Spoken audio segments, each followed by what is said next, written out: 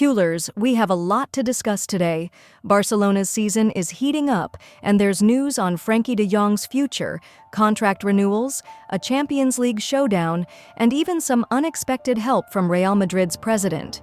If you love Barca, make sure to like and subscribe. Let's get into it. Barcelona is back in the Champions League quarter-finals after eliminating Benfica with a 4-1 aggregate win. But the story of the match? RAPHINHA. The Brazilian winger delivered another stellar performance, scoring and assisting to take his Champions League tally to 11 goals this season, making him the competition's current top scorer. Now, here's where it gets exciting. Only 3 Barca players have ever scored more in a single Champions League campaign, with Messi holding the club record at 14 goals in the 2011-12 season. With at least 2 more games ahead, RAPHINHA is just 3 goals away from equaling Messi and 4 from breaking his record. If Barca goes further, could he even challenge Cristiano Ronaldo's all-time record of 17? A big challenge, but not impossible. Frenkie de Jong's future has been a constant topic of speculation, but it looks like he could be staying at Barcelona for years to come. At the beginning of the season, things were uncertain. After returning from a 5-month injury, his form dropped, and he struggled to convince Hansi Flick. But over the past couple of months, de Jong has turned things around and secured his place in Flick's preferred starting repertoire. His contract expires in 2026, and with just a year left at the end of the season, many expected him to be sold. However, Flick has reportedly convinced him to stay, and according to Cadena SAR, de Jong himself is keen to sign a new contract. The only issue? His wages. Barcelona's financial situation means they'll need him to accept a pay cut during negotiations. If they can't agree on that, things could get complicated. Speaking of midfield, Barcelona could have a golden opportunity in the transfer market. While a new midfielder isn't a priority, things could change if Frenkie leaves. One player that has been linked for a while is Newcastle's Bruno Guimaraes. According to reports, Newcastle will allow him to leave for €71 million if they fail to qualify for the Champions League.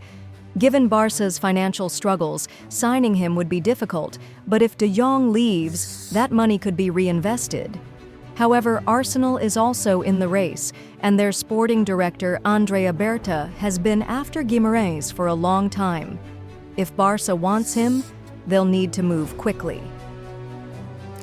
One of the biggest controversies in Spanish football this season has been the registration battle involving Dani Olmo and Pau Victor. Due to a missed deadline, both players were unregistered by La Liga and the RFEF, seemingly ruling them out for the rest of the season. Barcelona insisted they did everything correctly, blaming La Liga's extra demands for the delay. To fight this, Barca took the case to the Ministry of Sport and secured a temporary injunction allowing the players to continue playing while the final ruling is pending. But here's where it gets interesting.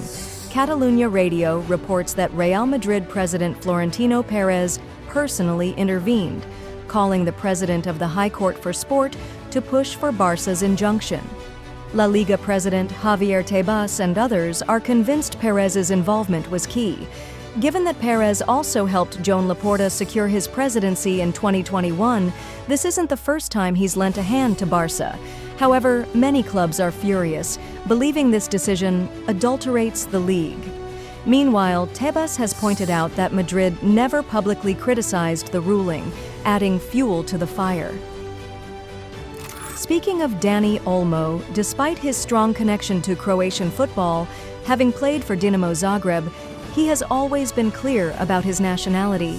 In an interview with GQ, Olmo revealed that before the 2018 World Cup, Croatia offered him a chance to switch allegiances.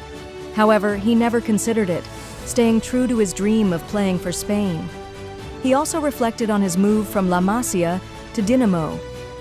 Back then, he didn't feel Barcelona trusted him enough, so he chose a different path, and it worked out as he finally returned to Catalonia last summer. Alejandro Balde is making waves again, completing the most dribbles, 8, in the Champions League round of 16. Barcelona fans have been buzzing about Neymar's potential return, and while the club isn't considering signing him right now, it remains a topic of discussion within Laporta's administration. That's all for today's update, Culers. What do you think about Frenkie de Jong's potential contract renewal? And should Neymar return to Barca? Let me know your thoughts in the comments. Don't forget to like the video and subscribe for more.